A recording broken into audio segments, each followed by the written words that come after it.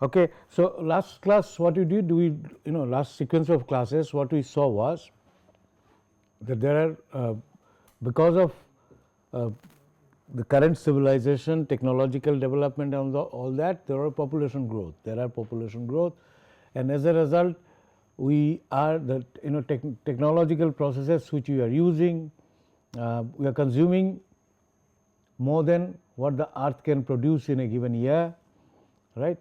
And also we are generating a lot of waste. So, resource consumption is one of the issues. Resources, of course, materials, energy, everything, and then we define sustainable development. What is sustainability, right? What it means is, in simple sense, that you will be consuming as much as possible, leaving the resources for the future generations, right?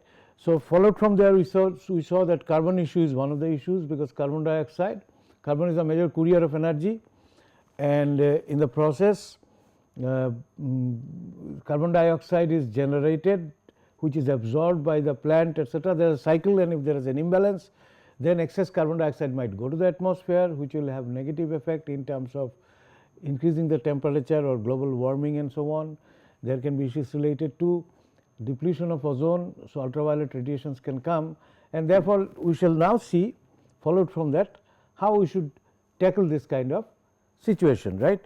And that we have seen a part of it. Of course, we have said that recycle, reuse, etc., and make system efficient, and realize that sustainability is an important goal.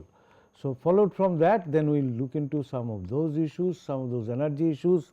For example, in the resources, materials plays a major role. Materials plays major role. Not only that, they are also, it plays major role is one thing. Second thing is that materials are consumed, processed, and in the process we might generate waste. So, therefore, we have to see the materials. One issue is minimization of the resources, natural resources utilization. Other issue is least waste generation as much as possible, and obviously there the greenhouse gas gets an importance. So, carbon dioxide issue is important. So, that is what we will look into today. Now, there should be shall have low energy consumption. Now, the energy, when we talk of, there are energy involved in the production of material and then on the system. Last class, I think at the end I was just talking about giving you example of cement production. So, we choose the quarries first of all, right. The quarries which will have right kind of proportion of the limestone and silica or clay, rather silica alumina system, and then you do some homogenization, therefore, some energy is consumed there, right. Some energy is consumed there, and then might be transporting within the plant itself to a crusher, where you will do crushing. So, transporting, those would have some energy involved, crushing would have some additional energy involved, and then you burn it, clinkerization, and there also energy is involved, because you got to heat it up to 1200, 1300 degrees centigrade, and therefore, there is a lot of energy that goes into the production of the cement itself. So, similar is the case with almost all other materials. So, therefore, we will just discuss this today in terms of what we call is they are embodied energy. They are already in it, although you may not add anything. Some of it might get dissipated in the process of hydration of cement, because it is an exothermic reaction, but then as far as we are concerned, this is still embodied in the system itself. So, this is one thing. Locally available material or natural material, for example, say 500, 600 years back, people would have used only natural material, right. When they did not know use of, let us say, the use of technology did not come to, the science and technology did not come into. So, stone would have been used. Even if you go in where stones are available in plenty, let us say Rajasthan or some places in the Madhya Pradesh or those areas, you will find that stone slabs are being used, but their span will be very small, and you will have possibly timber beams supporting them. So, they are natural material. Now, such natural material, their energy is required is very, very little, right. Similarly, in the rural housing, people are using mud, right. So, locally available, only the human energy would go into it and then produce possibly thick wall, depending upon the climatic scenario, where you need massivity, where where you need massivity in terms of thermal performance, where you can store the heat, the wall should store the heat, there you would find the wall is made of mud. Some other places you will have stone masonry. So, these are natural materials, and their energy embodied in them is relatively less, right. So, from that point of view, they are sustainable. As long as you use naturally and locally available material, they are more, the embodied energy will be less, and therefore, they are sustainable. However, if you consider functional buildings, let us say this institution or similar bodies like major office, and of course, there are today commercial centers. So, these ones loads are also different compared to a residential building, right, and then various other concerns are there. For example, you might need a column free space or a space, unsupported space, large unsupported space. So, such materials which are naturally available and just you can pick up from the mother earth and put it in some little bit of processing, they are not usable all the time, you cannot use them. Also, you got to look into the duration for which you will be using them in terms of what you call the life, right. So, they should have sufficiently, last class I was talking about life cycle issues, life cycle energy or similar sort of thing. So, you have to see that they are sustainable for long life, maintenance free service life they should have. So, in such cases it is impossible to avoid engineered material, right. There may be constraints of size, production, land availability, speed of construction, all this put together, you cannot avoid using modern engineered material. So, therefore, you should use them more judiciously, one should use them more judiciously, right. So, it is impossible to avoid conventional energy, conventional construction material, and therefore, it is prudent that materials must be used more judiciously and with more efficient process. So, of course, it is not, although I mentioned here in terms of India, but it is not India, many other countries we have scope for reduction of wasteful misuse of material.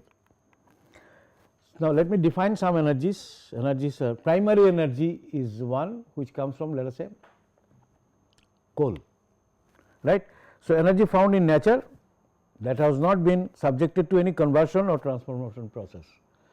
So, energy coming from fossil fuel, they are primary energy. Similarly, direct sun's radiation if you are using, that will be also primary energy straight away from nature. But if you convert them into electricity, that is secondary, because there it has gone from transformation from one type to another, one form to another. So, it is energy contained in raw fuels and other forms of energy received as input to a system. So, primary energy can be non-renewable or again renewable. Now, fossil fuel is not renewable, right. So, non-renewable are fossil fuel, they are not renewable. Coal, gas, oil, nuclear fuel, etc., they are not renewable, right. Renewable is solar energy, wind energy if you are using, that is renewable, tidal, hydel, geothermal, biomass, etc. So, you see, if you see the second one, renewable one, second one if you see,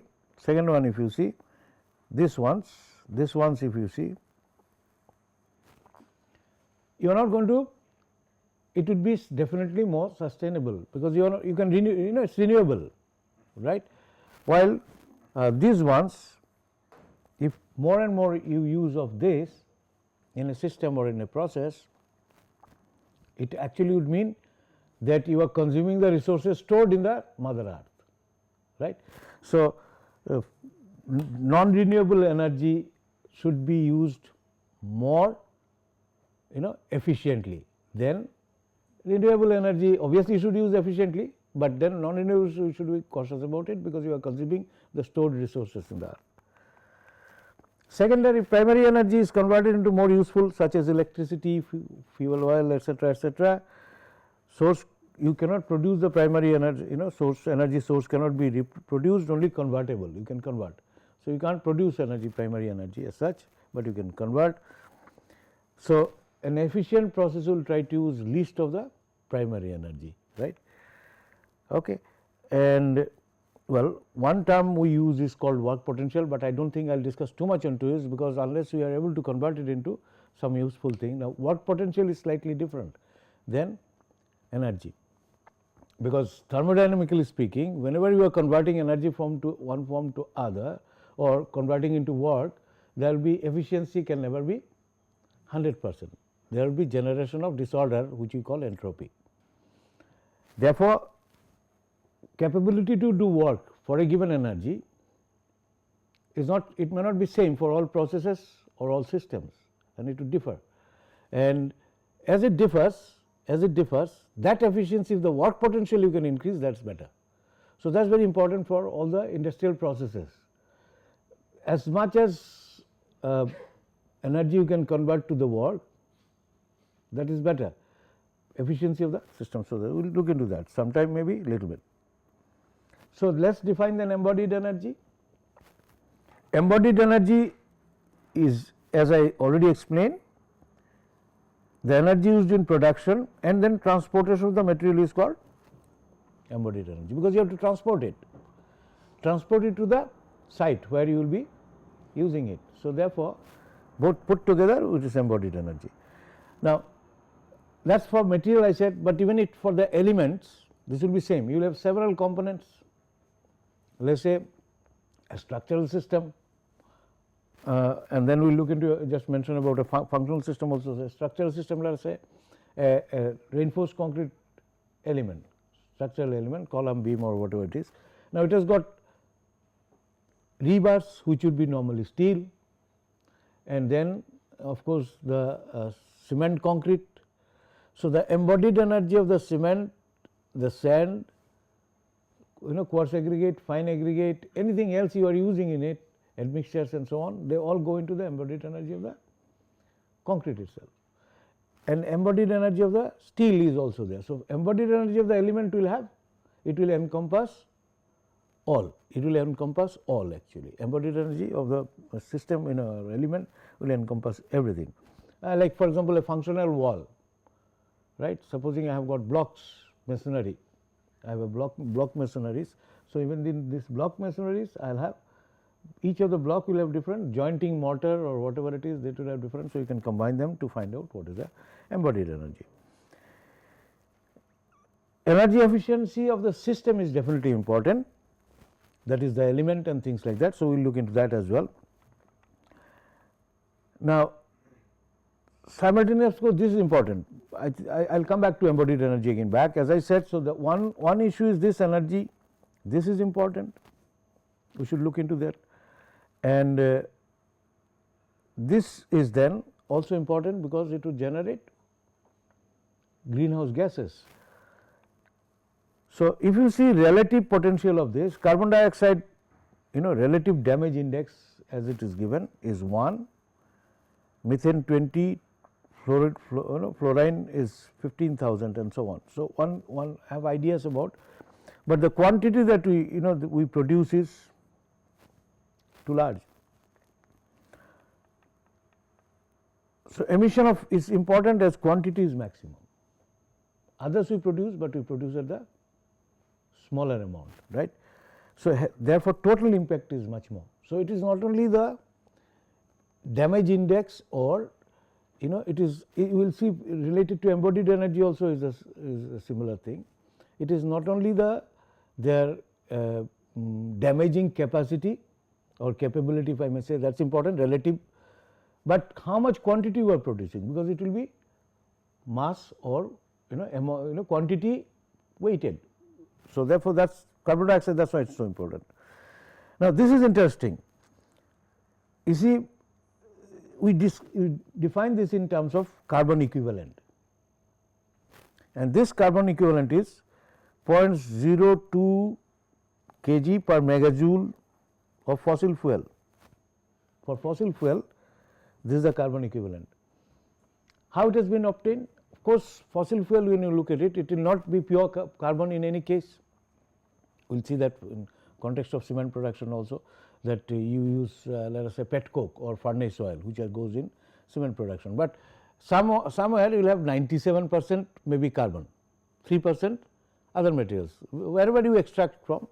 If it is other cases, something like your thermal power plant which uses fly ash, might be sometime the worst cases, sometimes 40% might be simply clay, or impurities about 60 or near about 60% will be. So, I could have calculated based on that how much carbon I am burning, how much calorific value is known, so how much megajoules it is. Well, this would have been very complicated, because different types of fuel, different part of the, even coal, if you take coals in India or coals in Australia do not have similar kind of clay content. So, sometimes they use for good where you do not need better kind of fossil fuel where clay is less. In fact, in India we do import the coal as well, because our coal does have a lot of ash content. So, depending upon where is the requirement. Now, but then this equivalence was obtained in a different manner. This was obtained in 1984 figure. What was seen is this lot of data collection and statistics essentially. 260,000 petajoules of fossil fuel was used in 1984. Collected Australian, they collected data actually, and petajoule stands for 10 to the power 15 joules. Peta is 10 to the power, you have mega, giga, and then peta. So, peta is 10 to the power 15 joules, and it released 5.2 billion tons of carbon dioxide. 5.2 billion tons of carbon dioxide, right. So, based on this, of course, based on this one can calculate out how much is the carbon equivalent of fossil fuel. For example, this that much energy. So, 1 megajoule would be 10 to the power 15. So, this should be this petajoules produces 5.2 billion tons. How much 1 megajoule produces? Because 5.2 billion divided, how much is billion? 1000 million. So, 10 to the power 9, am I right? 10 to the power 9. So, 5 into 10 to the power 9 tons is produced from, and into 10 to the power 3 if I want to get it in kg. So, 10 to the power 12. So, 5 into 10, 5.2 into 10 to the power 12 kg of carbon was released from 260 into 10 to the power 18, right. And if I convert it into megajoules, then it will be 10 to the power 12 megajoules, right, 10 to the power 12 megajoules. So, just divide this 5.2 divided by 2.260, it will come roughly around 0.02 kg of, isn't it, am I right? 5.2 billion, so 10 to the power 12, 260,000 petajoules, 10 to the power 15, but then I am talking in terms of per megajoules, right. So, that is what it would generate. So, this is a released 5.2 tons of carbon dioxide, etc., etc. So, one can actually, so this is calculated on those kind of basis. Of course, most of our depends upon how much quantity you get from fossil fuel. So, it will depend upon the country wise. So, earlier we were actually using 66% of our energy was coming from fossil fuel. So, now of course, they say that they have increased the solar energy and things like that, and therefore, it is improved somewhat. So, let us come to embodied energy back. If you see, this is from trackers, Tucker 2000 collected. Now, this actually is, you have to collect the data, essentially it is more of that kind of thing. So, they found out that this of course, you can know from the production system. So, aluminum sheet has got the highest in terms of gigajoules per ton, maximum embodied energy, that is during the production process itself, and etc. You can see that paints, and concrete much less, much less in case of concrete, because this aluminum or anything, first of all you have to extract the metal, and metal extraction process, and then would cost you a lot, and then after extraction of the metal, and then if it is, say in case of steel, it's rolled steel product, or if depends upon how you produce them. So there this is the highest, plastic etc. and so on. So this is how it is, right. But the thing is that if you look at building, typical building, you will find that this is much higher in terms of concrete. Embodied energy in gigajoules, concrete uses much more in a typical building compared to any other material. That is because use of, on an average basis, use of concrete in buildings is a material which is used next to water by human being. If you are, for example, if I look at, just quickly, if I look at the capacity, cement production capacity of India is something like 300 million tons, right, per annum, and you have a population of, how much it would be in terms of million, 135 or 140, let us say, take a round figure, 130, let us say, or 140 we take, does not matter, it will not matter, okay.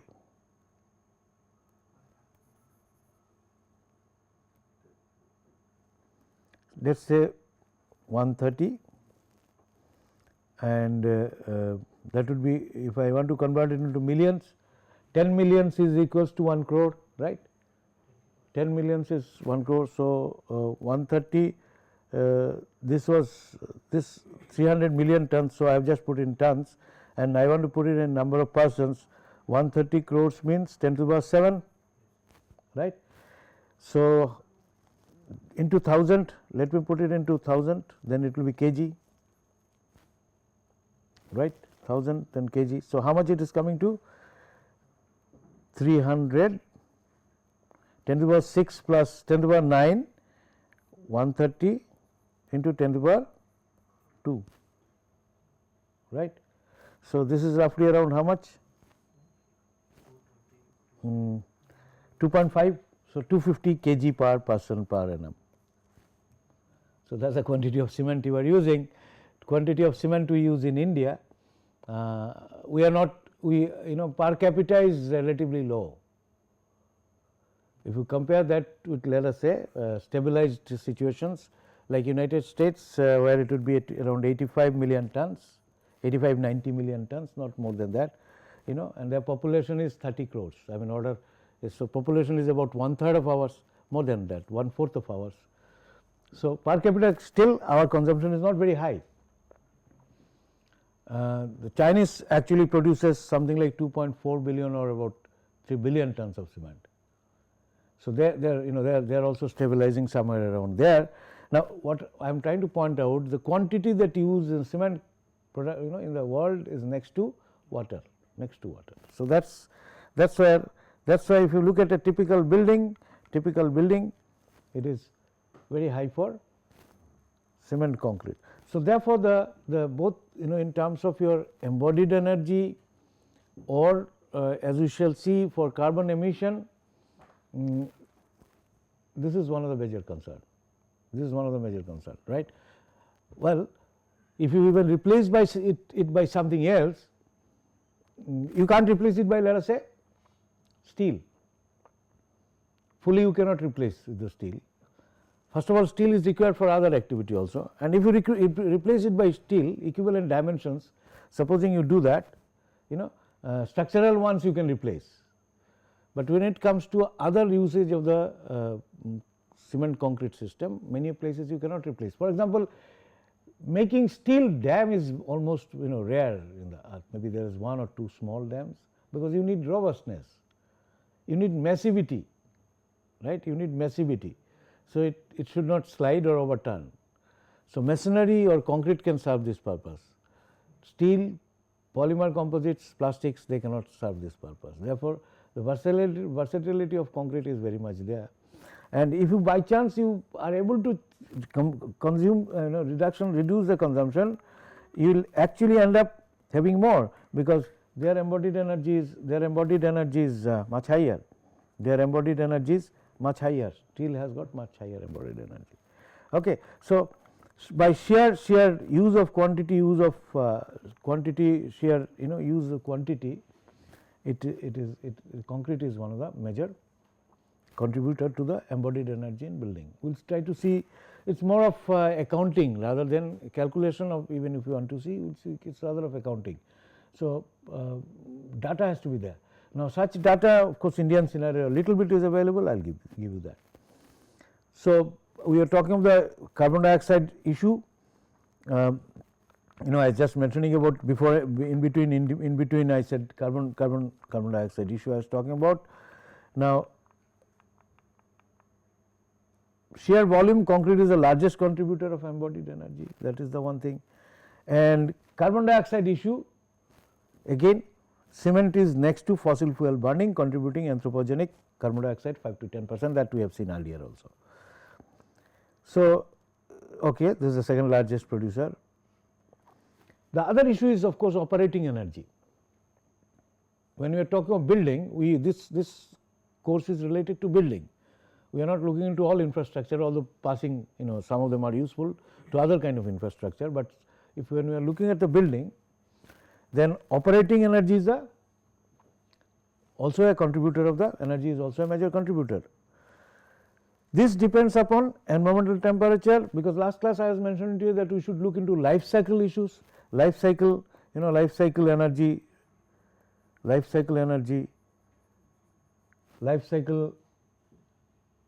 including embodied energy contribution during life cycle, because if you do maintenance and repair, there is some gray energy which will come into. So, also we should look into overall life cycle performance in any context.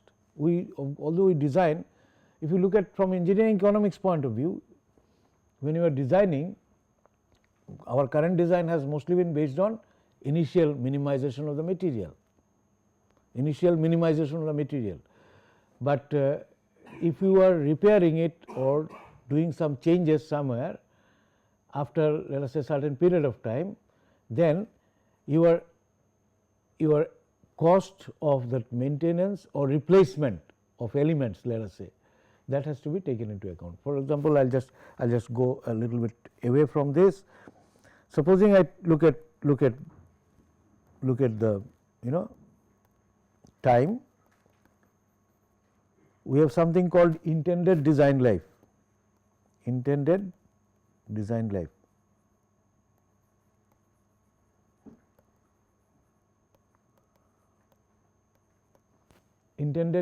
I think sometime last class I was just giving you, right.